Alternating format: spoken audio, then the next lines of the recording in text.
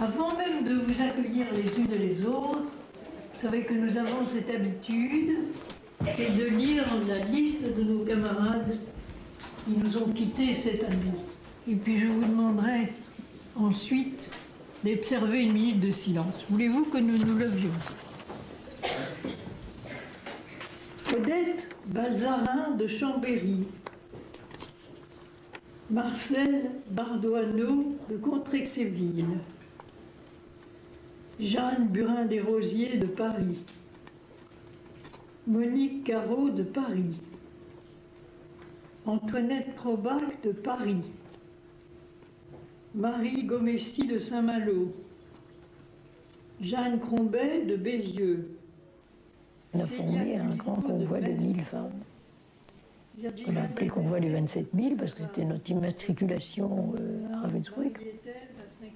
Et nous sommes arrivés à Ravensbrück après un très pénible voyage le 3 février 1944. Alors, tout à coup, on a vu des femmes avec des rasées, avec des visages hagards. Et je ne sais pas, c'était les premières qu'on a rencontrées, avec des visages absolument terrifiants. Enfin, on s'est dit, mais on ne va pas devenir comme ça, c'est pas possible. Il faisait très très froid, il y avait de la neige, il y avait de la glace, il y a eu tout ça. On avait une paillasse pour deux. Cette paillasse faisait à peu près 70, 72 cm, je crois exactement. Mais on a eu bien pire après, naturellement. C'était encore...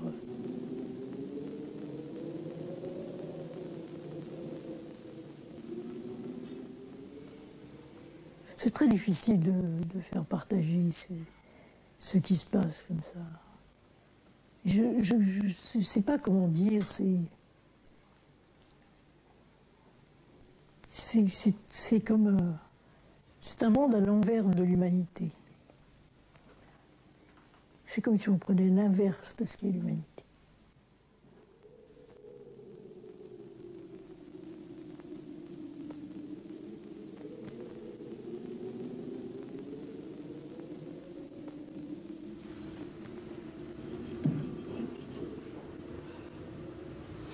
Je vous remercie.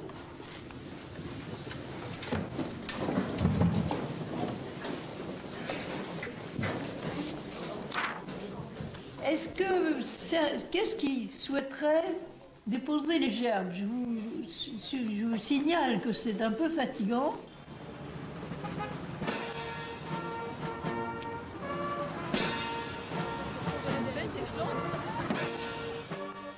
L'expérience que nous avons faite dans les camps, c'était la manière la plus vraie, à nos dépens bien sûr, mais de comprendre combien nous avions eu raison de lutter contre le nazisme.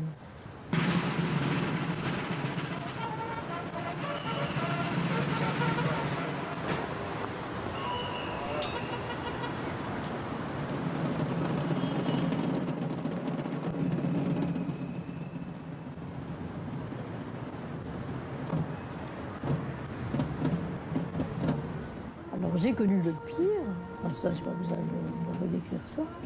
J'ai connu le meilleur parce que j'ai connu des femmes, là c'est des femmes, mais ça a été pareil chez les hommes, qui ont transcendé tout ça. Par exemple, tout simplement au lieu des appels qui sont interminables, où on n'a qu'une envie, c'est d'oublier, mais qui se font les efforts de se rappeler des poèmes, on n'a pas le droit de se parler, bon on y arrive toujours. J'avais une camarade à côté de moi qui savait enfin je me mettais souvent à côté d'elle, elle savait des poèmes entiers de Paul Valéry par cœur. C'était formidable de l'entendre. Et puis, par exemple, celle qui, dans des conditions vraiment extrêmement difficiles, arrivait à se tenir propre, on ne peut pas dire. Il ne se laissait pas aller quand même complètement à la saleté. Ça veut dire un combat pour y arriver. Ces gens-là, ils ont été au-dessus de la moyenne des gens. C'est pour ça que j'appelle ça le meilleur. Parce que réussir ça. C'est pour ça que je suis si attachée aux militants du quart-monde en particulier, parce que ils dominent, pour devenir ce qu'ils sont, ils dominent des choses contre lesquelles souvent les uns et les autres auxquelles nous ne résistons pas. Enfin, je pense toujours le matin, quand je suis fatiguée, que j'ai de la peine à mettre ma vieille carcasse en marche, et je pense à des femmes que je connais qui se lèvent et qui envoient dans Dieu sait dans quel abri ou vieille caravane, et qui arrivent à laver leurs gosses, à les envoyer à l'école et tout ça. C'est des formes de courage qui sont au-dessus de l'humanité. C'est pour ça que je dis que j'ai connu ce qui était en dessous et j'ai connu ce qui était au-dessus.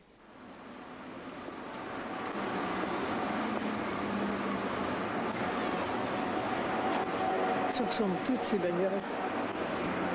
Quand on sortait de Fresnes pour aller aux interrogatoires à la rue des Saussets, on arrivait quelquefois à se mettre dans le petit cache-vie qui avait la fente du bon côté pour voir un tout petit peu. Alors je regardais, je jetais un coup d'œil nostalgique avant d'aller retrouver ces messieurs de la Gestapo. Et j'y pense chaque fois que je fais ce trajet-là, je revois ça.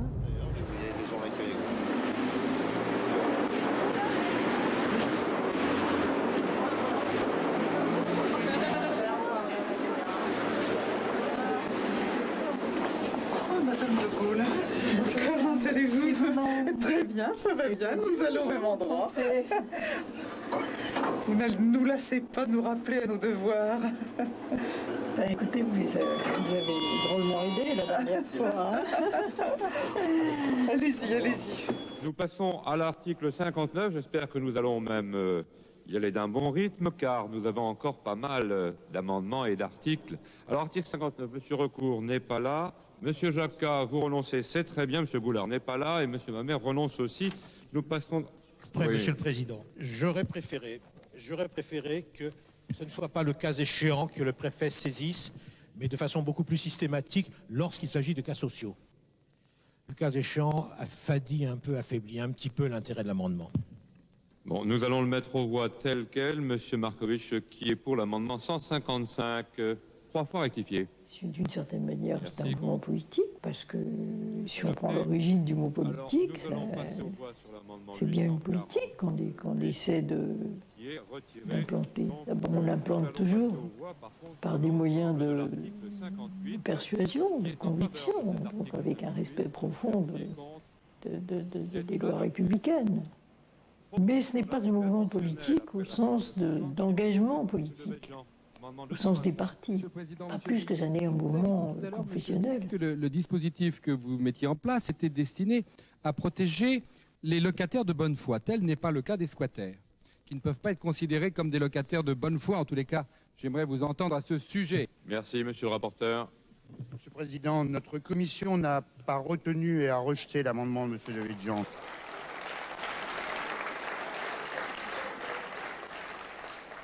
Je vais maintenant mettre aux voix l'ensemble du projet de loi. Ceux qui sont d'avis d'adopter appuieront sur le plot pour, avis contraire contre. Ceux qui s'abstiennent appuieront sur le plot correspondant.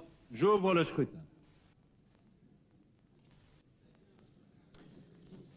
Le scrutin est clos. Restez à vos places. Voici le résultat du scrutin. Pour 301. Contre 121, le projet de loi d'orientation dans la lutte contre les exclusions est donc adopté. La séance est suspendue.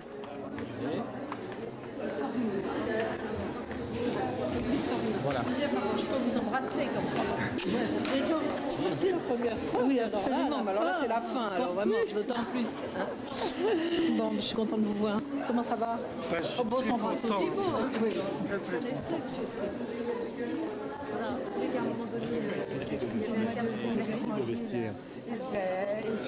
Revenons à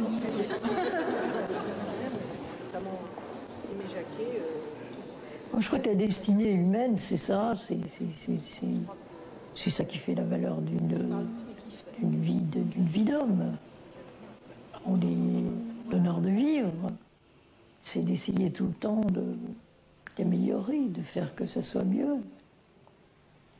On est pour ça sur la terre. On n'est pas là uniquement pour rigoler. On est là aussi pour essayer que ça soit un tout petit peu mieux, chacun à sa manière, comme on peut. plus ou moins bien. À la fin de sa vie, on se dit qu'on aurait pu faire mieux. Merci à tous. Merci.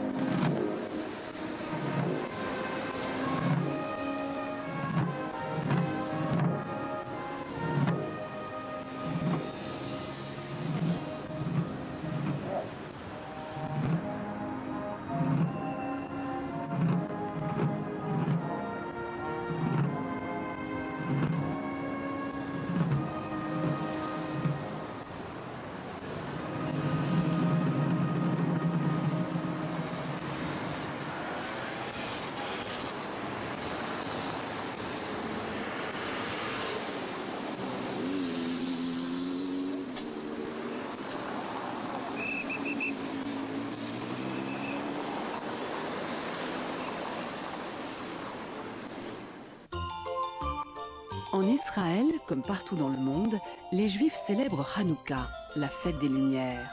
Celle-ci dure 8 jours et commence au solstice d'hiver. Chaque soir, on allume une des bougies de la Hanoukia, le chandelier à 8 branches, avec le shamash, le serviteur, la 9e bougie. La fête des Lumières est celle que préfèrent les enfants. Il faut dire qu'on y prépare des pâtisseries en grand nombre. Quant au latkes, qui accompagne les plats, ce sont des pommes de terre râpées cuites au four avec des oignons. Une légende raconte que Adam, voyant le jour raccourcir au moment du solstice d'hiver, se crut puni pour ses péchés. Il jeûna alors pendant 8 jours, mais lorsqu'il vit le jour s'allonger à nouveau, il décida de fêter ce moment de l'année.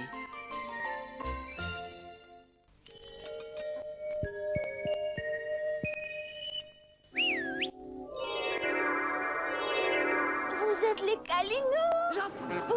Comment les Kalinours vont empêcher le méchant magicien de régner à la place de la princesse?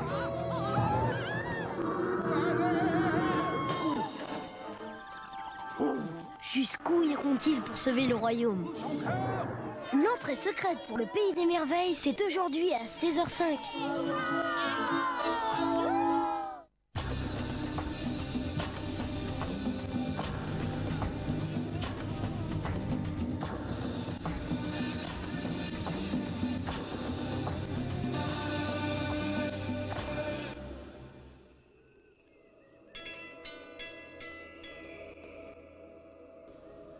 À l'aube de la civilisation, l'humanité me vénérait sous les traits de ce dieu faucon qui fit don de la lumière au monde.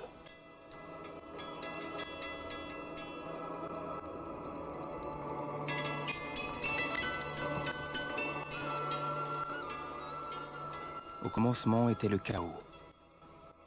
L'obscurité régnait et les eaux couvraient la terre.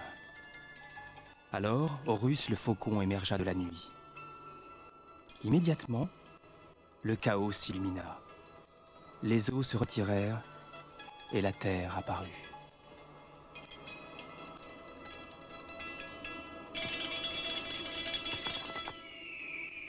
Pour les anciens Égyptiens, j'étais le dieu du ciel.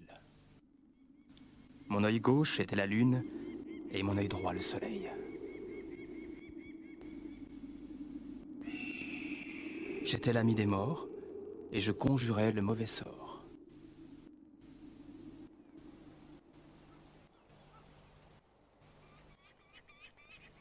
Dans la religion hindoue, je suis le faucon qui apporta sur terre l'ambroisie sacrée des dieux, celle-là même qui prolonge l'existence et ramène les morts à la vie.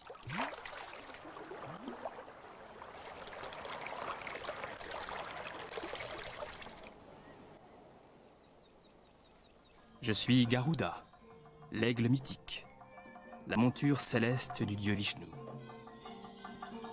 Ailleurs, je me suis battu au nom de 2 princesses javanaises qui convoitaient le même homme pour époux.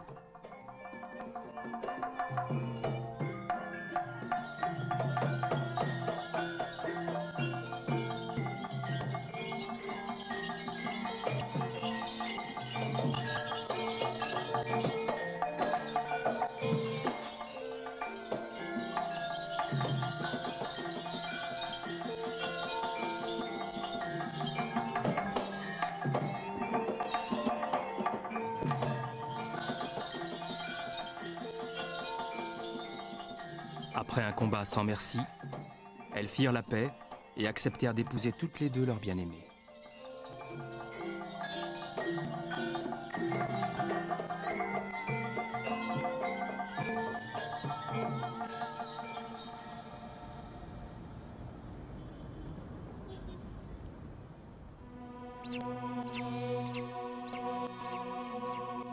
J'aidais également les saints chrétiens.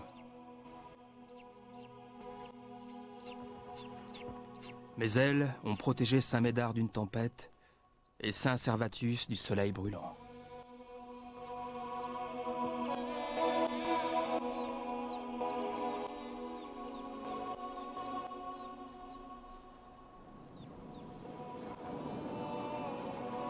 Adam et Ève n'ont pas vieilli, mais se sont transformés en aigles pour aller vivre éternellement sur une île écossaise.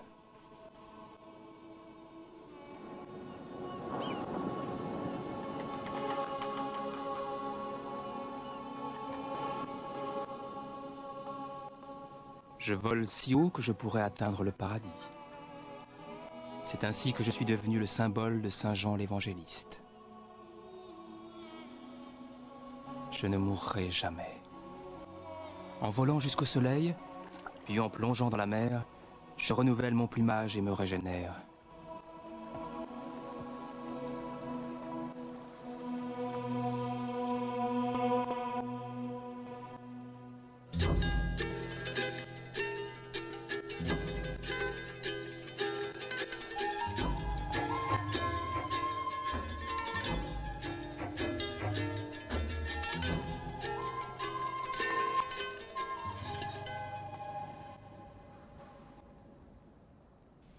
En Amérique du Sud, je suis le condor, l'oiseau sacré des Incas, qui plane dans les cieux. Pour avoir aidé le Créateur du monde, on m'accorda le droit d'aller là où personne ne peut aller, de construire mon nid dans des endroits que je suis seul à pouvoir atteindre, et de manger tous les animaux morts que je trouvais.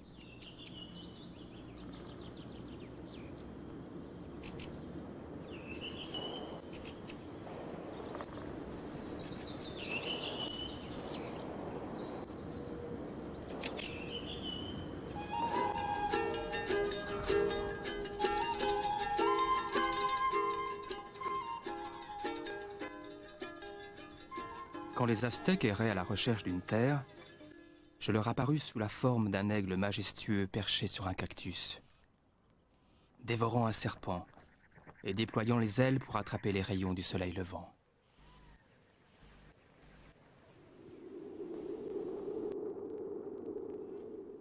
Alors ils fondèrent là où ils m'avaient vu la première de leurs grandes cités, Tenochtitlan.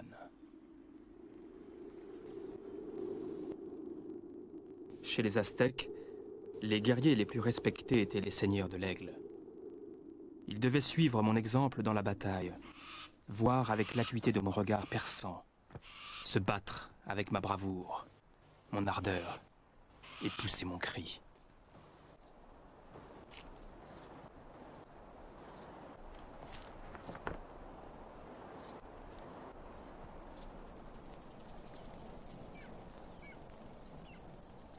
L'aigle était le symbole de la Rome impériale. Je menais les légions au combat et elles campaient là où je faisais mon nid. À la mort de l'empereur, je m'envolais de son bûcher funéraire pour porter son âme vers les cieux.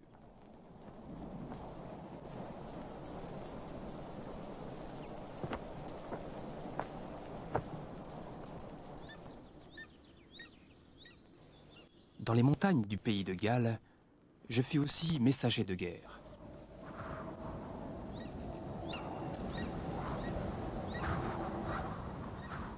Mes cris annonçaient les désastres et j'aiguisais mon bec sur une pierre en attendant de me repaître de cadavres.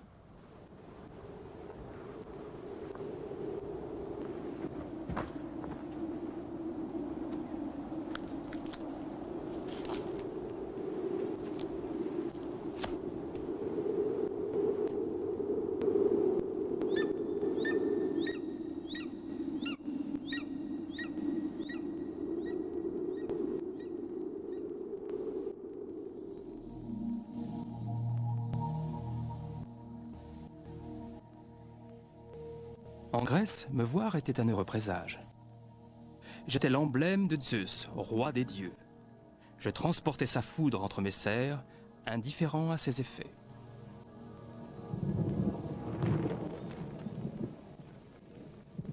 Les Grecs enterraient mes ailes, emblème de ma puissance, pour protéger leur récolte des orages.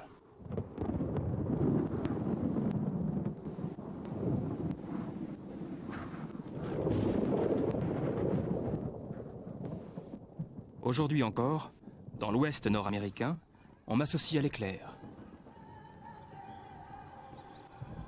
Je suis l'oiseau du tonnerre, celui qui crée les orages en se battant dans le ciel contre son ennemi le serpent.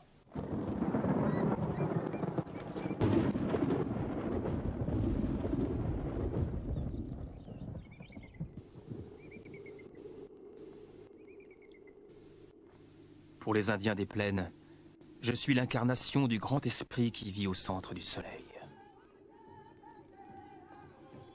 Autrefois, en récompense de leurs exploits, les guerriers les plus valeureux recevaient mes plumes qui irradiaient des flèches de lumière, la lumière des cieux.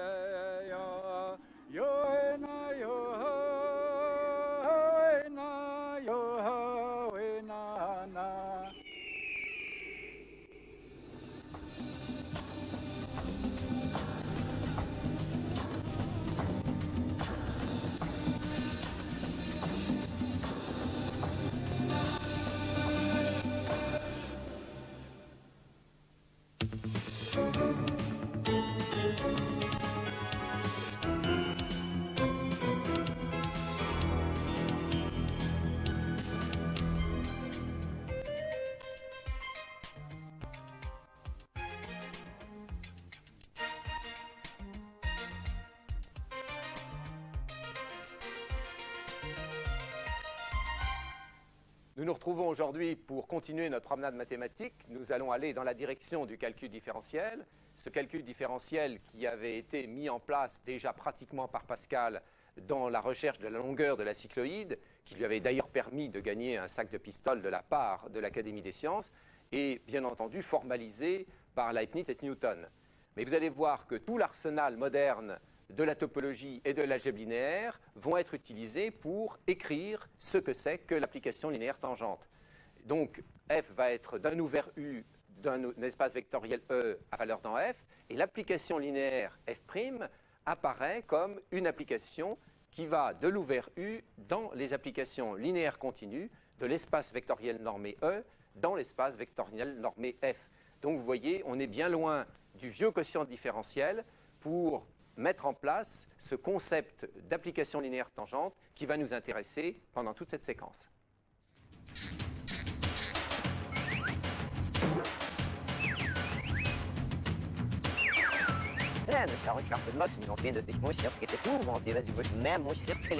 Dans le premier exercice qui est proposé, donc qui s'inscrit devant vous, la dérivée de l'application A non 1,2 de Mn de R dans lui-même, vous allez être amené à préciser l'ouvert, ici c'est Mn de R. Évidemment, l'application elle vous est donnée. Et ensuite, vous avez l'espace vectoriel E qui est égal à l'espace vectoriel F qui est l'espace des matrices.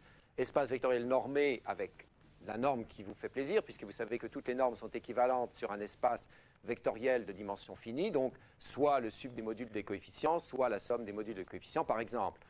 Ensuite, vous avez évidemment à trouver cette application linéaire tangente, pas question de faire un quotient différentiel qui mettrait en jeu des quotients de matrice, dont vous savez qu'il n'existe que si la matrice est inversible. Donc vous êtes poussé vers cette application linéaire tangente, ce candidat donc, que vous allez être amené à trouver, et ensuite d'estimer la différence avec le petit o. Donc je me tourne vers le premier étudiant, donc Jacques. Comment est-ce que vous avez fait pour trouver cette dérivée? On On va étudier la différence f de a plus h moins f de a. On va obtenir ainsi un terme qui va devenir notre dérivée, plus un terme qui va être un petit o de h. Oui. Donc la première partie de notre démonstration va consister à montrer que le premier terme obtenu est linéaire et continu. Et la deuxième partie va consister à montrer qu'on a bien un petit o de h. D'accord. D'accord. Donc on va donc calculer l'expression que vous annonciez. F de a plus h moins f de a. D'accord. Donc on a f de a plus h moins f de a qui est égal à a plus h au carré moins a au carré qui est égal à a au carré plus h a plus a h plus h au carré moins a au carré. Donc on va simplifier les deux termes. Oui. A au carré et moins a au carré et on obtient HA plus AH plus H au carré. Alors, quel est le candidat pour la dérivée là? Alors, le candidat, c'est HA plus AH. Bon, qui est bien linéaire par rapport à la variable. AH, tout à fait. Alors, maintenant se pose le problème de la continuité, d'après ce que vous annonciez. Est-ce qu'il se pose vraiment ici? Non, puisque on est dans Mn de R, c'est-à-dire un espace de dimension finie. Et dans les espaces de dimension finie, on a l'implication suivante, c'est-à-dire linéaire implique continu. D'accord. Or, on voit qu'ici, donc il n'y a pas de problème linéaire, ici. Donc il n'y a pas de problème. Alors maintenant, il y a le problème du contrôle du terme résiduel H2 qui pose par conséquent la question des normes que l'on peut mettre sur Mn de R. Est-ce qu'il y a une difficulté particulière? Non, si on considère la norme, norme de H égale la somme des modules de tous les termes de la matrice H. Et si je m'amusais à changer de norme, il y aurait une difficulté? Non, puisqu'elles sont équivalentes, on est en dimension finie. D'accord. Bon alors, donc vous choisissez cette norme qui est effectivement sympathique parce qu'elle a une propriété remarquable par rapport au produit qu'on peut peut-être annoncer. Oui, on va avoir le carré d'une matrice, la norme du carré d'une matrice va être inférieure ou égale à la norme de cette matrice au carré. D'accord. Alors donc la norme que vous choisissez, on peut... Donc on a norme de H égale la somme des HJ pour 1 inférieur ou égal à IJ. On est dans Mn de R et on a norme de H au carré est inférieur ou égal à norme de H, le tout au carré. D'accord. Donc, on va avoir f de A plus H moins f de A moins AH plus HA qui va être égal à H au carré. Oui, et lui-même donc? Et qui va être inférieur ou égal à norme de H au carré. Bien. C'est bien un petit taux de norme de H? Oui, parce que c'est de la forme epsilon H, norme de H. Oui, quand norme de H? Quand norme de H, en fait, avec epsilon tendant vers 0, quand H tend vers 0. D'accord, d'accord. Parfait.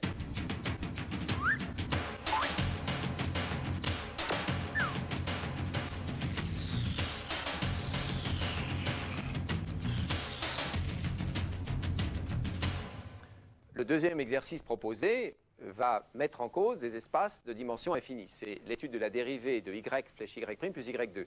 Les deux espaces sont un peu transparents. D'une part, du côté de y, c'est l'espace des fonctions de classe C1 sur un intervalle. Du côté y' plus y2, c'est les fonctions continues. Attention, vous êtes en dimension infinie, les normes ne sont plus équivalentes, donc il faut préciser bien le choix que vous faites. Deuxième problème, le candidat pour la dérivée doit être une application linéaire continue. Donc l'application qui à h associe f' de x.h doit être continue en h. Il va falloir donc vérifier ce fait, et ce n'est pas la même chose que de vérifier que f est de classe C1, qui serait l'application qui a x associe f' de x, qui serait de l'ouvert U à valeur dans les applications linéaires continues de E dans F. Donc vous voyez les problèmes qui vont être à résoudre et à bien cerner avant de commencer. Vous allez voir que l'étudiant l'a bien fait. Jacques, quelles sont les difficultés que vous voyez par rapport à cet exercice? Oui, tout à l'heure, nous étions en dimension finie. Donc, on avait juste à étudier la continuité par rapport à la linéarité. Dans notre cas, on est en dimension infinie. Donc, la linéarité n'implique pas la continuité. Donc, il va falloir montrer la continuité en étudiant la norme de f' de y au point h. D'accord. Il faudra la majorer par h de une constante fois la norme de h en C1. D'accord. Donc on va étudier tout d'abord la différence f' de y, f de y plus h moins f de y. Donc on a f de y plus h moins f de y qui va être égal à y' plus h' plus y plus h au carré moins y donc prime moins y au carré. Donc on voit, on a déjà une simplification qui se fait. Oui. On continue, on va avoir du h', on réécrit le terme, on développe le carré. Donc on va avoir du y carré plus 2yh plus h au carré moins le y carré. On a une deuxième simplification qui s'effectue. D'accord. Il nous reste h' plus 2yh plus h au carré. Alors, quel est le candidat pour notre dérivée? C'est les deux premiers termes. Oui, qui sont visiblement... y' plus 2yh. Qui sont visiblement linéaires en h. Hein. Voilà. Donc, qui va être du type f' de y au point h. D'accord. Et ça... Et donc, comme vous l'annonciez tout à l'heure, il faut démontrer que cette application est bien continue. Alors, comment vous y prenez? Bien, on va calculer sa norme et on va montrer qu'on peut le majorer par norme de h. D'accord. Donc, je veux donc montrer que norme de f' de y au point h est inférieure ou égale à une constante fois la norme de h C1. D'accord. Alors la norme du côté gauche, c'est donc la norme, évidemment, dans l'espace d'arrivée de C0. D'accord. Bien. Donc, on va avoir h' plus 2yh en C0 qui va être inférieur ou égal à, donc, norme de h' en C0 plus 2 fois norme de y en C0 fois norme de h en C0. Bon. Or, l'énoncé nous dit que la norme de h' en C0 égale la norme de h en C1. D'accord. Et d'autre part, on a la norme ça va être le module de h de x. Ça va être égal à inférieur, mais on va pouvoir majorer par l'intégrale de 0 à x de h' de t dt. Oui. Voilà, qui va être inférieur ou égal à la norme de h'. C'est 0, oui. C'est 0, qui est égal à la norme de h en C1. D'accord. Oui. Par définition du texte. De h en C1. Et donc, vous obtenez quelle inégalité sur les normes? Donc, on obtient que h C0 est inférieur ou égal à h C1. D'accord. Donc, si on revient à f' de y au point h, on obtient f' de y au point h, qui va être en C0, bien sûr, qui va être inférieur ou égal à, donc le h, norme de h en C1, facteur de 1, plus 2 fois norme de y en C0. D'accord. Alors, et donc, ça, ce qui va constituer notre constante. D'accord. C'est... Bon, donc là, on a gagné, on a bien une application linéaire continue, et il nous suffit donc maintenant de montrer qu'on a on a bien un petit taux de H. D'accord. Dans la deuxième partie. Donc vous êtes amené à étudier donc la norme de ce qui nous restait, c'était le terme qui était en H2 d'ailleurs. Donc on écrit norme de H au carré en C0. Oui. C'est inférieur ou égal à norme de H au carré en C1, qui va être inférieur ou égal à la norme de H au carré en C1. D'accord. Ça qui est égal à epsilon fois la norme de H en C1, où epsilon tend vers 0 quand H tend vers 0. D'accord. Et donc on a bien un petit taux de H. On a bien un petit taux de H et on a bien donc démontré que cette application était dérivable et que la dérivée était celle que vous annonciez. Voilà.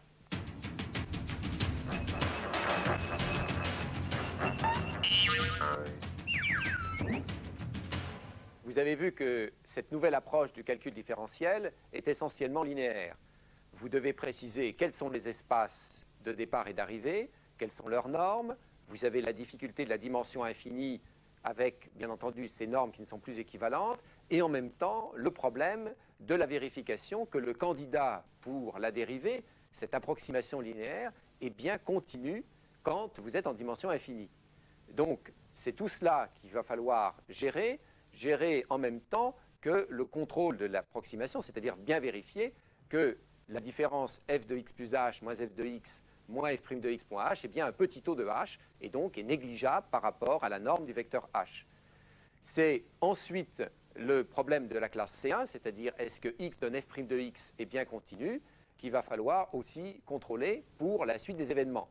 Et vous allez voir que Myriam va faire la synthèse de l'ensemble dans ce même esprit. Dans le cadre du calcul différentiel, f' de x en un point était un nombre. Désormais, f' de x est une application linéaire d'un espace vectoriel dans un autre espace vectoriel. Et qui dit application linéaire dit que cette application va s'appliquer en un vecteur. Enfin, juste une petite remarque, en dimension infinie, il faudra vérifier la continuité de l'application linéaire.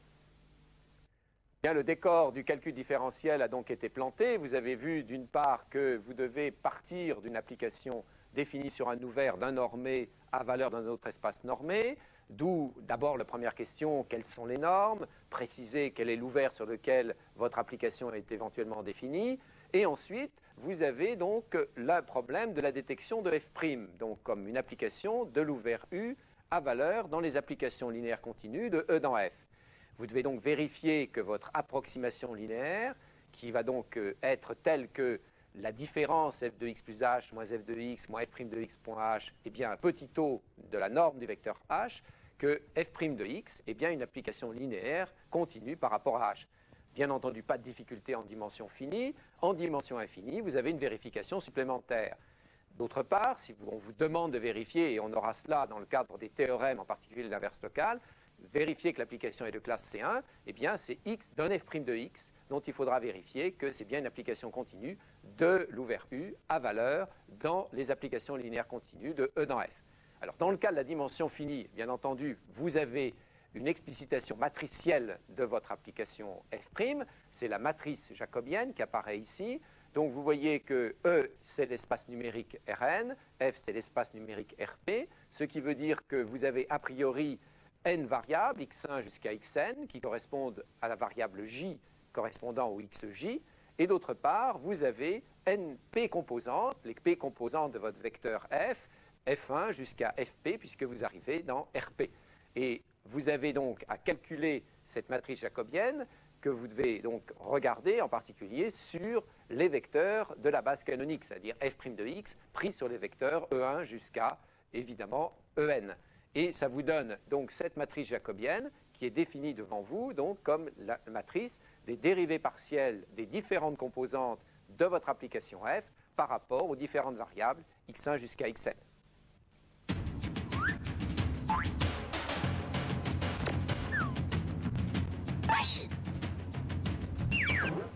Le premier théorème que nous allons donc regarder, c'est le théorème de la composée de deux applications dérivables.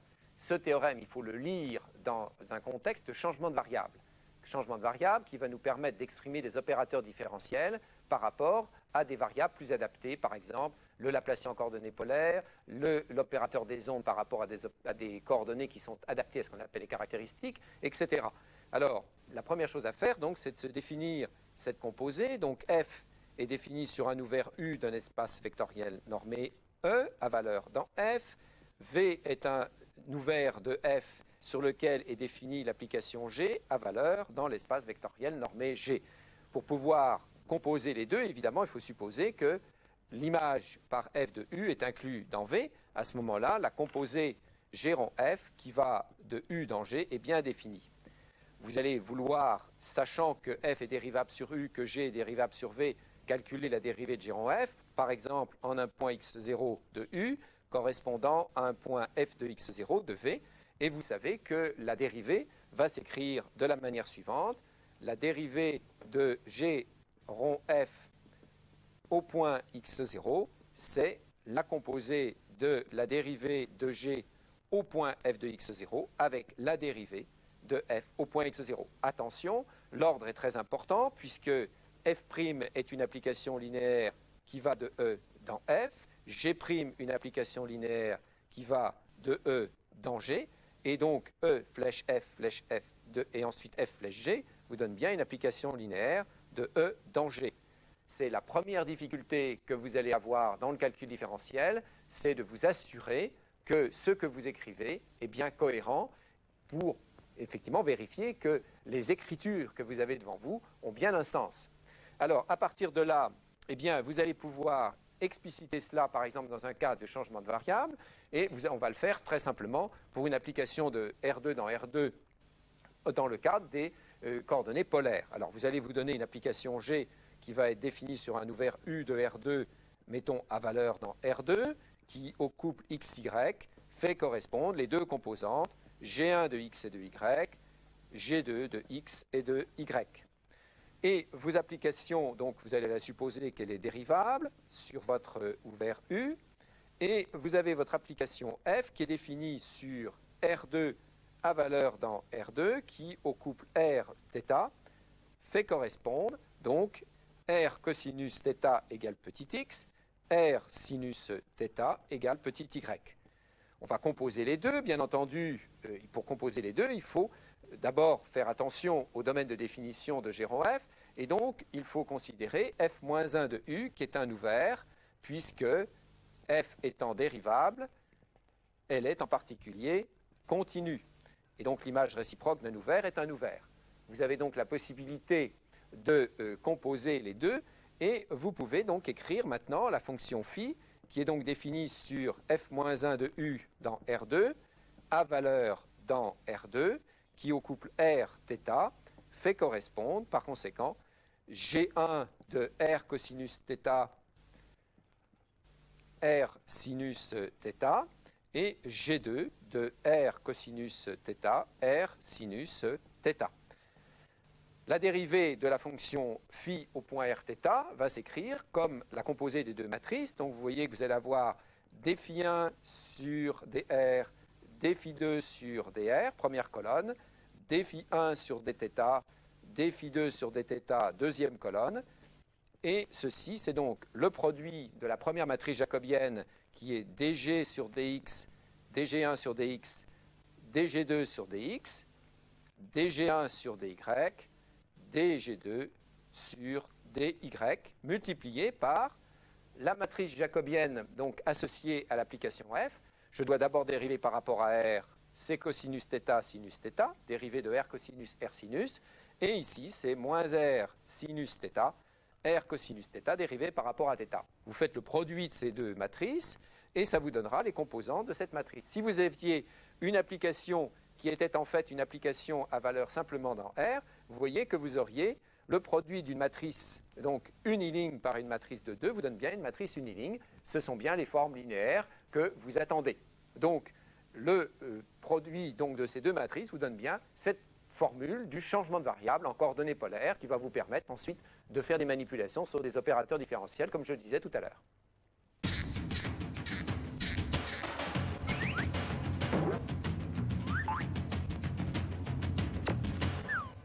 Le Le deuxième théorème qui nous intéresse, c'est le théorème des accroissements finis. Alors vous savez que dans les livres élémentaires, on voit une écriture du type f de b moins f de a égale b moins a f' de c, qui évidemment, dans le contexte qui nous intéresse, évidemment pose deux types de difficultés. Premièrement, ici, vous allez avoir théoriquement une application linéaire qui va s'appliquer sur un vecteur. Déjà, c'est dans le mauvais sens. Et en plus, ceci doit appartenir à f, pendant que ceci, eh bien, évidemment, va aussi appartenir à f, mais est-ce que c'est effectivement une égalité de vecteurs? On ne sait pas très bien. Vous savez que cette égalité est fausse, en fait, dès que vous prenez une application du type e puissance 2 pi x comme fonction f de x en calculant f de 1 moins f de 0. Vous ne pouvez pas avoir ce type d'égalité. Vous savez qu'en fait, c'est l'inégalité des accroissements finis qui nous intéresse. Et cette inégalité, vous l'écrivez donc de la manière suivante.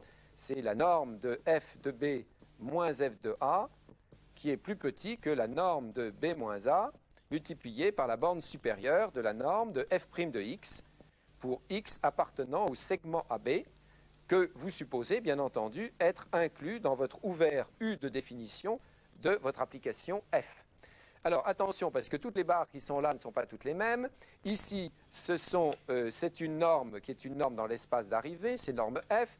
Ici, c'est une norme dans l'espace E, pendant que ici, c'est une application linéaire continue, donc c'est au sens des applications linéaires continues. Donc, vous voyez que l'écriture qui est ici est, comme d'habitude, chez les mathématiciens, une écriture à laquelle il faut faire attention. Le mathématicien est un petit peu flemmard par moment, il n'a pas envie de multiplier les notations pour se compliquer la tâche, ce qui veut dire qu'il faut être d'autant plus attentif. Alors, ce théorème des accroissements finis, vous savez qu'il vous donne en fait deux grands résultats. Le premier résultat, c'est le résultat que f est de classe C1 si et seulement si les dérivées partielles de f par rapport aux variables xj de x1 jusqu'à xn sont des applications continues du n-uplet, et c'est ça qui est important, ce n'est pas simplement séparément continu, mais c'est évidemment par rapport à toutes les variables qu'il va falloir vérifier la continuité.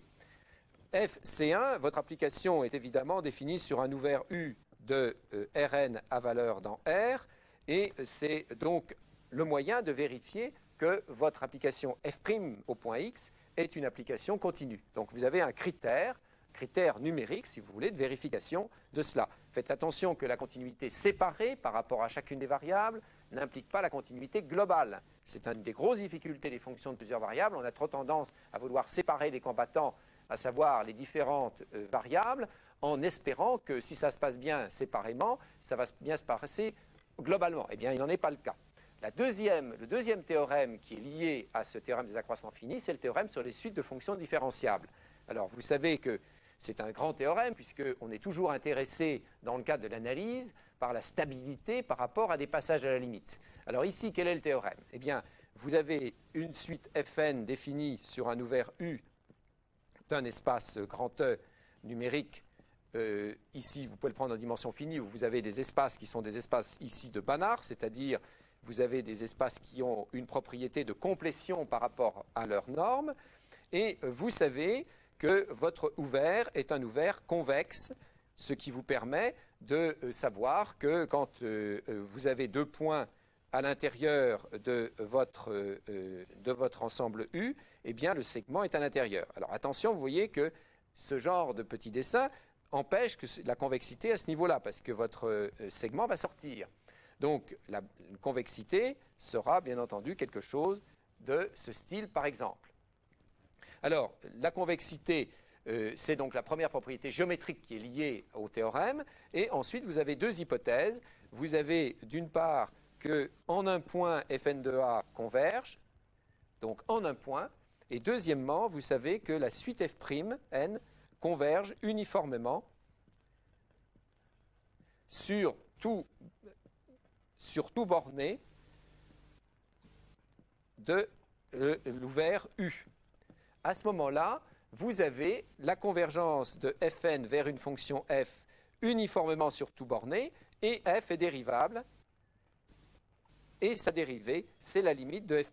Donc f est bien dérivable, et f', c'est la limite de f'n comme on l'attend. Alors c'est ce théorème donc, qui est un théorème central de l'étude des suites de fonctions différenciables. Donc, deux hypothèses. L'hypothèse forte porte sur la suite des dérivées.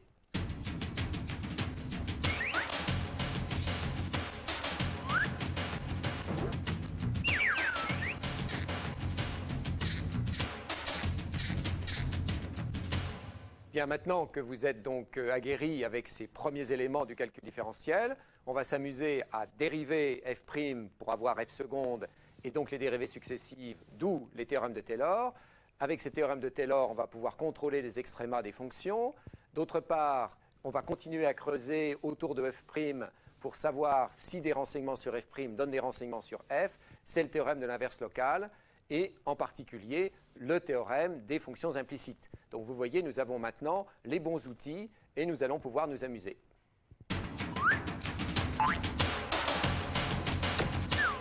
Eh oui. Et ben voilà.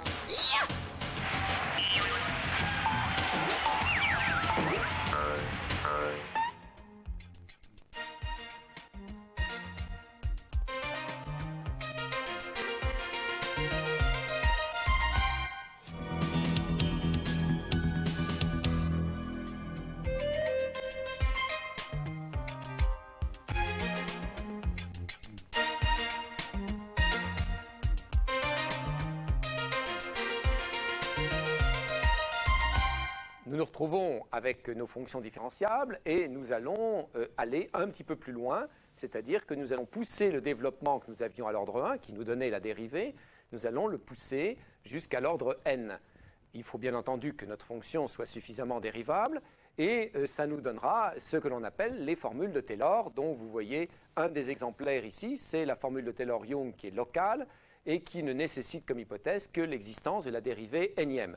Alors, indépendamment de la difficulté de la démonstration, il faut bien entendu comprendre ce que cela veut dire. Vous voyez que l'apparition de cet ensemble de vecteurs h,h,h pose le problème de qu'est-ce que c'est que f d'ordre n au point A. F' à l'aide de l'ouvert U dans les applications linéaires de E dans F. Ici, f d'ordre n va aller de l'ouvert U dans les applications n multilinéaires de E, croix, E, n fois à valeur dans F. Donc, c'est là, en particulier, une des difficultés que nous allons rencontrer dans la mise en place de ces formules de Taylor.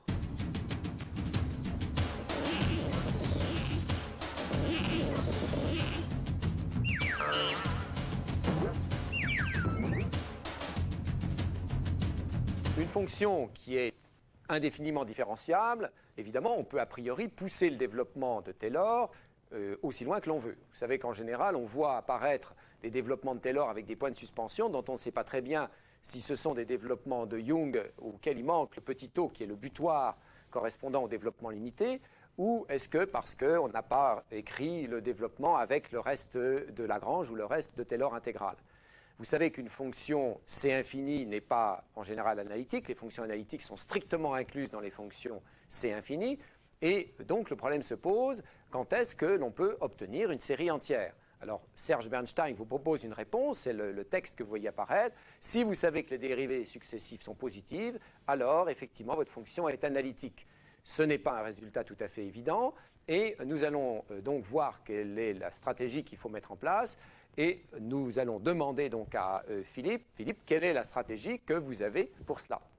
Alors ici, la stratégie est d'utiliser en fait une formule de Taylor, plus précisément une formule de Taylor avec reste intégral, et de montrer que ce reste intégral tend vers 0 quand n tend vers l'infini. D'accord. Alors, donc, cette formule de Taylor s'écrit de quelle manière? Alors, nous allons donc écrire la formule de Taylor en un point.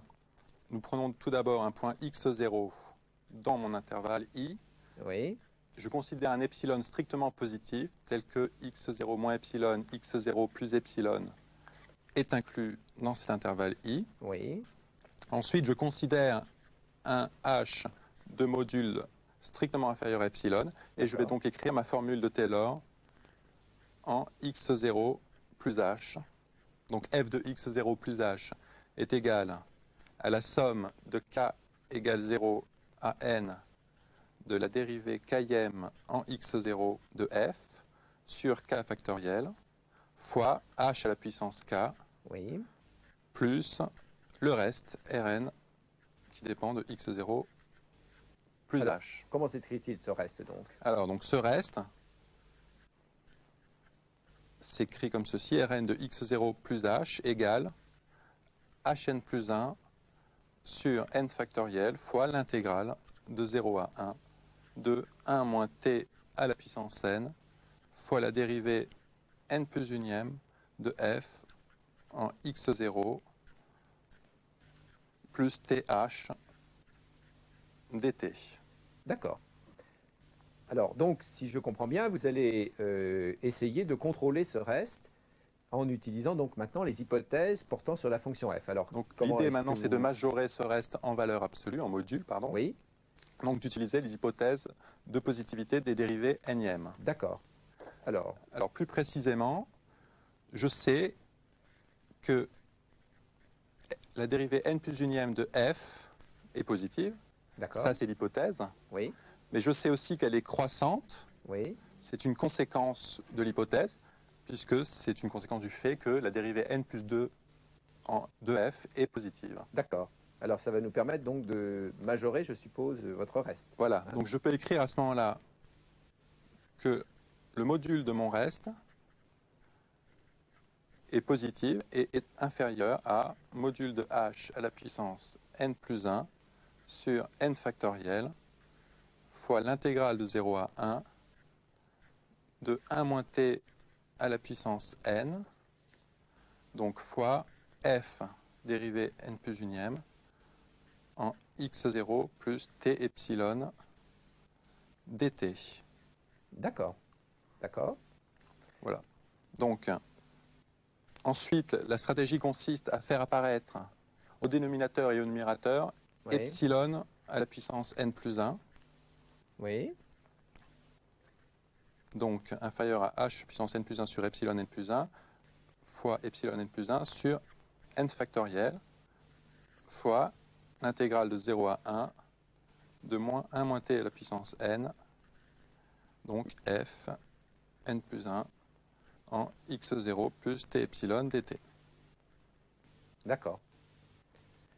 Alors, qu'est-ce qu'on fait comme remarque à ce moment-là sur cette expression? Alors ensuite, on remarque que cette partie se trouve être justement le reste d'une série de Taylor en x0 plus epsilon.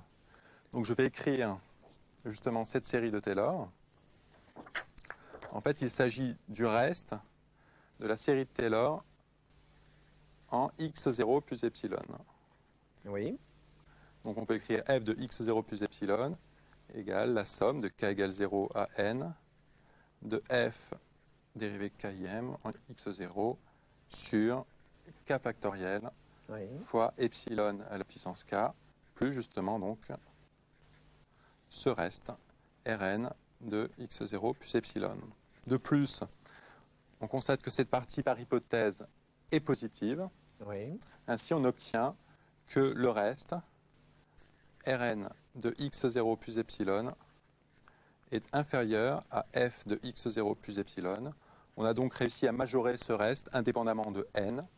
Oui. Ce qui veut dire qu'on peut écrire finalement donc que la valeur absolue, le module de Rn en x0 plus h inférieur ou égal à module de h sur epsilon fois à la puissance n plus 1 fois f de x0 plus epsilon.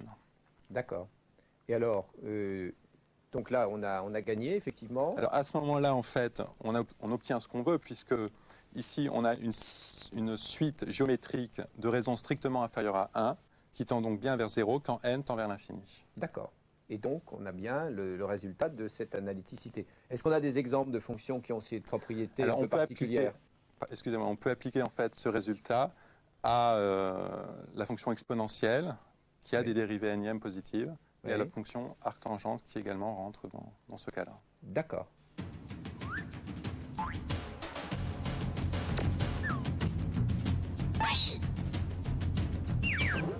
Une question qu'on peut se poser, c'est étant donné une fonction qui est, mettons, de classe C2 sur un intervalle i, supposer que f et f seconde soient bornées, est-ce que f' va être aussi borné? C'est-à-dire, si vous avez une fonction qui est donc bornée dans un intervalle ouvert, a priori, si sa concavité ne devient pas infinie, est-ce que vous pouvez avoir une tangente au graphe qui devient infinie? Eh bien, la réponse est non. Alors, on peut évidemment généraliser ce phénomène à ce que vous voyez apparaître, c'est-à-dire si f est k fois différenciable et si f et f d'ordre k sont bornés, est-ce que les dérivées intermédiaires sont bornées? Il faut donc faire apparaître ces dérivées intermédiaires, mais suffisamment de fois pour pouvoir les contrôler les unes derrière les autres. Alors, c'est le problème qui va se poser donc, à Philippe. Philippe, comment est-ce que vous avez réussi à mettre en place l'ensemble de ces cas dérivées successives et de les contrôler? Alors, une façon de relier toutes ces dérivées, en fait, est d'écrire la formule de Taylor avec reste de Lagrange en certains points. Oui. En fait, ici, n-1 point. Oui.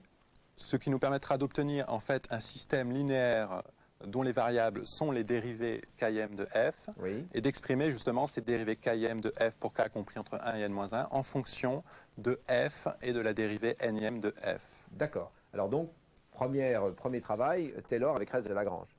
Alors, donc on va écrire en fait Taylor avec reste de Lagrange. Tout d'abord, nous considérons P entier compris entre 1 et n-1. Oui. Puis on écrit donc cette formule de Taylor en x plus p.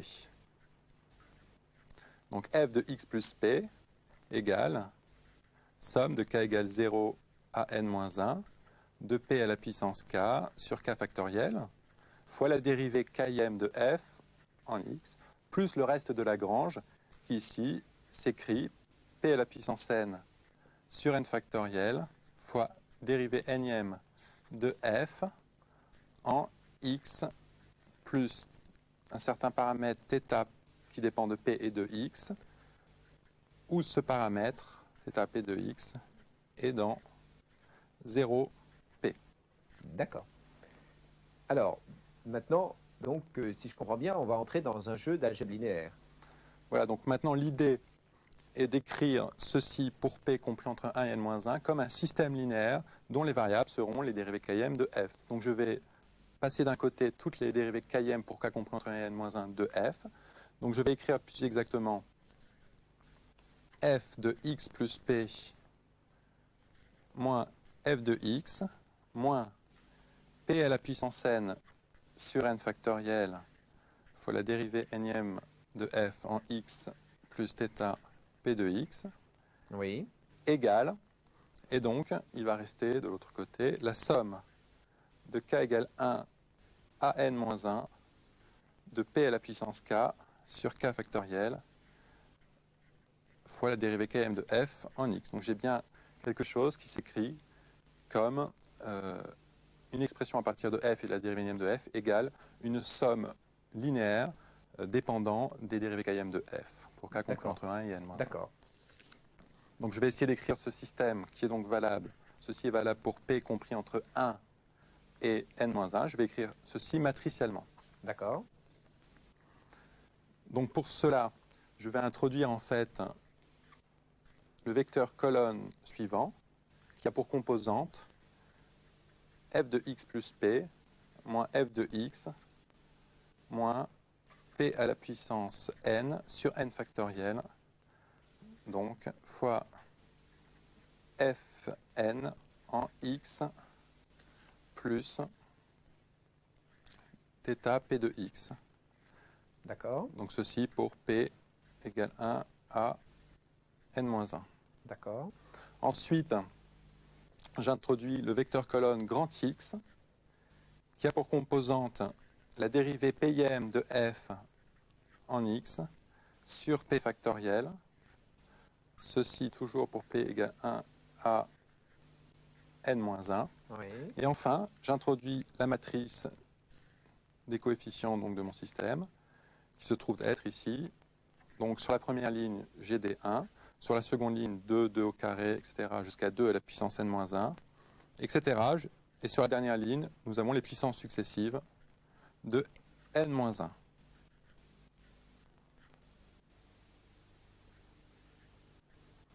Bon, qu'est-ce qu'on remarque sur cette matrice? Alors, cette matrice, en fait, est une matrice connue. C'est une matrice de Vandermonde, dont on sait en particulier qu'elle est inversible. D'accord. Donc, cette remarque va nous permettre, premièrement, nous pouvons écrire le système linéaire de tout à l'heure sous la forme y de x égale donc a fois x de x. Et puisqu'on a remarqué que A était une matrice de monde à monde inversible, on peut en fait écrire grand X de x égale A moins 1 fois Y de x. Donc, alors comment on va exploiter cette relation? Alors en fait, cette relation est une relation entre grand X qui a pour composante les dérivées km de f entre 1 et n-1 et la dérivée nm de f et f. D'accord. Donc, en fait, il reste à borner en fait, les composantes de grand X. Donc, pour borner les composantes de grand X, pour montrer que ces composantes sont bornées, on introduit la norme infinie de grand X. Donc, cette norme infinie de grand X égale norme infinie de A-1 fois Y de X. Ensuite, on remarque que la norme infinie de ceci est inférieure à la norme d'opérateur de A-1, qui est une application linéaire, oui, fois norme infinie de y de x. Ceci par définition de la norme d'opérateur. D'accord. Donc ici, on a en fait un réel indépendant de x. Et ici, on a un réel qui est majoré, qui est borné, puisque, par hypothèse, f et la dérivée nm de f sont majorés. D'accord. Et donc on a bien montré que les composantes de grand X sont bornées. D'accord.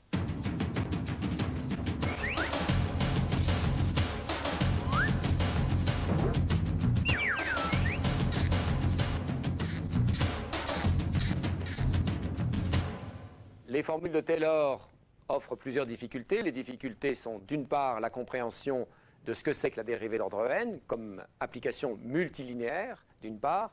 D'autre part, les contextes d'utilisation, contexte local avec Young, contexte global avec Lagrange, et bien entendu les sous-produits que sont d'une part les développements limités typiquement local, les séries entières, mais là, on l'a vu dans le cadre des exercices, c'est une autre paire de manches. Au sujet des formules de Taylor, j'aurais 3 remarques à faire. La première, c'est que les termes d'ordre 2 et 3 qui vont apparaître dans les formules de Taylor vont être des formes quadratiques et des formes multilinéaires. La deuxième remarque, c'est que la formule de Taylor-Young est une formule locale, alors que la formule de Taylor-Lagrange et la formule de Taylor avec reste intégral sont des formules globales. Enfin, attention, un développement limité n'est pas une série entière. La première formule de Taylor, c'est la formule de Taylor-Young, formule de Taylor qui est donc locale et qui permet de continuer le développement. f de a plus h égale f de a plus f' de a point h. On le connaissait, c'était la dérivée. Vous voyez que les points de suspension vont aller jusqu'à la dérivée d'ordre n si elle existe au point A. Alors bien entendu, les points de suspension, il faut bien comprendre que ça cache les dérivées successives, f seconde, f tierce, etc. Et que chaque fois, on a donc des applications qui sont bilinéaires pour f seconde, trilinéaires pour f tierce et n multilinéaires pour fn. Appliquées sur un n duplet et non pas sur un produit de n vecteurs, c'est h, h, etc. n fois, correspondant donc au produit E croix E, n fois.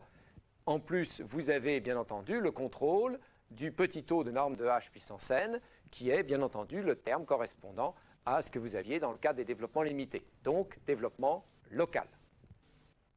De la même manière que la généralisation de la dérivée avec l'existence de la dérivée d'ordre n au point A nous a permis d'obtenir Taylor-Young, donc développement local, nous allons, avec des hypothèses plus fortes, obtenir un développement global qui va généraliser le théorème des accroissements finis. Donc le développement va se pousser jusqu'à la dérivée d'ordre n avec un contrôle, donc dès que l'on sait que la dérivée d'ordre n plus 1 existe sur l'intervalle et est bornée sur cet intervalle. Donc vous allez voir apparaître le contrôle de l'expression de Taylor dans la norme de l'espace d'arrivée grand F, et bien entendu, à partir de la norme de votre vecteur h, donc de l'accroissement, dans l'espace, bien entendu, de départ qui est grand E. Et c'est l'ensemble donc de ces deux difficultés que vous allez avoir à observer. D'une part, le fait que vous avez bien une dérivée d'ordre n plus 1 sur tout votre intervalle et que vous êtes capable de la contrôler sur cet intervalle. La dernière formule de Taylor, qui est malheureusement la plus mal connue, va généraliser l'expression habituelle qui consiste à écrire f comme intégrale de sa dérivée. Alors, c'est évidemment une expression qui est globale et qui nécessite une régularité de votre dérivée d'ordre n, à savoir qu'au minimum, il faut que vous puissiez l'intégrer. Alors, voilà donc le développement de nouveau habituel que l'on a déjà vu 2 fois. Et le reste, maintenant, vous voyez, est tout à fait différent. Il a fait intervenir une intégrale portant sur la dérivée d'ordre n plus 1, ce qui veut dire que votre dérivée d'ordre n plus 1 existe et est continue sur tout votre intervalle a plus h. À ce moment-là, vous avez cette formule qui n'est autre qu'en fait une intégration n fois par partie de la dernière expression pour récupérer les autres termes.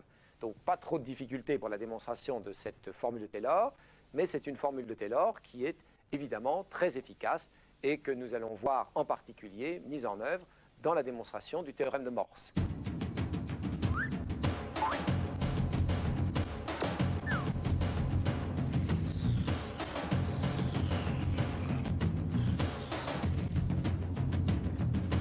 Bien, nous allons donner une utilisation du théorème de Taylor avec reste intégral dans le cadre de ce qu'on appelle le théorème de Marston-Morse qui permet de donner la position d'une surface par rapport à son plan tangent.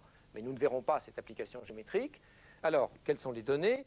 La fonction phi est une application qui va de l'ouvert U de R2 à valeur dans R. Nous allons supposer qu'elle est de classe C3, qu'elle vérifie phi de 0 égale 0, phi prime de 0 égale 0. Donc vous pouvez évidemment écrire d'entrée de jeu le développement de Taylor avec reste intégral, c'est-à-dire phi de x égale phi de 0, pas de terme en phi de 0, pas de terme en phi prime de 0.x. Donc vous commencez directement par le terme quadratique, c'est-à-dire transposé de x, l'intégrale de 0 à 1 de 1 moins t phi seconde de tx dt multiplié par grand X. Alors vous voyez que vous avez de manière médiane ici une matrice qui est une matrice K de grand X. Cette matrice K de grand X, on va l'expliciter, c'est donc l'expression suivante. Donc K de grand X est égal à 1 demi de l'expression d2 phi sur du2, d2 phi sur du dv, d2 phi sur dv du, d2 phi sur dv2. Les notations étant évidemment que le vecteur x, c'est le couple UV. Alors vous voyez que vous avez déjà d'entrée de jeu une matrice qui est une matrice symétrique, parce que les deux termes qui sont ici sont deux termes égaux grâce au théorème de Leibniz. Alors, vous avez en particulier que la matrice K de 0 est égale à 1 demi de RSST avec les notations habituelles que les dérivées, c'est la dérivée seconde à l'origine, dérivée croisée à l'origine, et dérivée d2v sur dv2 à l'origine. Et vous supposez, par hypothèse, que l'expression RT moins S2 est différente de 0, ce qui vous assure que la matrice K de 0 est inversible.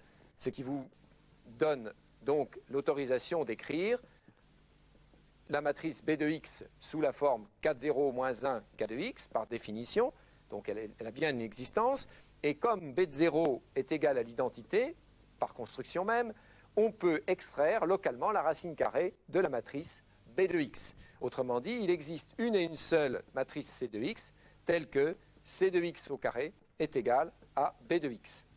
Alors maintenant, c'est un petit jeu de calcul algébrique qui va apparaître. Donc, je répète que nous avons d'une part B de x égale K de 0 moins 1 K de x. En transposant, ça permute simplement les deux matrices puisqu'elles sont symétriques. Ça nous donne donc l'expression suivante. Et si vous remplacez K de x dans l'expression ici par l'expression K0 B de x, et que vous obtenez, transposé de B de x, égale K de 0 B de x, K de 0 moins 1, ce qui en termes de matrice C de x s'écrit évidemment de la manière suivante, avec donc K0 C de x, K de 0 moins 1, le tout au carré. Alors c'est ici que le difféomorphisme va apparaître, puisque vous avez unicité des matrices qui ont même carré au voisinage de l'origine, donc vous pouvez supprimer les carrés et obtenir cette égalité. Ce qui permet donc d'obtenir en définitive le résultat suivant, c'est que l'expression donc K0 moins 1 K de x qui est B de x, qui est donc aussi C de x au carré, va vous permettre d'exprimer le développement de Taylor, qui s'exprimait de la manière suivante, transposé de x, k de x, c'est-à-dire k de 0, b de x, x, va vous permettre de l'écrire transposé de x fois k de 0 fois c de x fois c de xx. Et vous voyez que k0, c de x, vous pouvez l'exprimer comme transposé de c fois k de 0, c'est-à-dire transposé de x, transposé de c de x, k de 0, c de xx, ce qui permet d'obtenir le résultat final, c'est-à-dire que phi de x va s'écrire comme la transposée de c de xx vecteur pris sur la matrice k de 0 fois c de xx. Autrement dit, vous aurez écrit votre formule de Taylor correspondant à la matrice à l'origine en ayant absorbé les epsilon. Il n'y a plus d'epsilon. Vous les avez avalés par les deux difféomorphismes locaux qui sont donc ici en sandwich autour de votre matrice k de 0.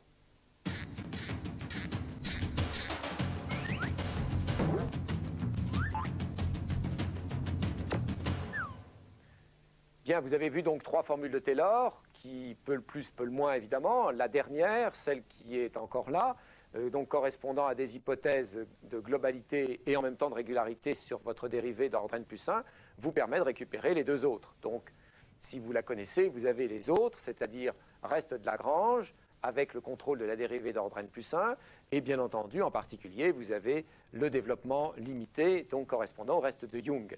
Alors, ces théorèmes donc, de Taylor permettent en particulier, et je vous donne rendez-vous dans la séquence suivante, c'est-à-dire la recherche des extrémas, qui bien entendu sont très importants. Comment peut-on savoir si un point correspond à un maximum ou un minimum? C'est Taylor qui va nous répondre.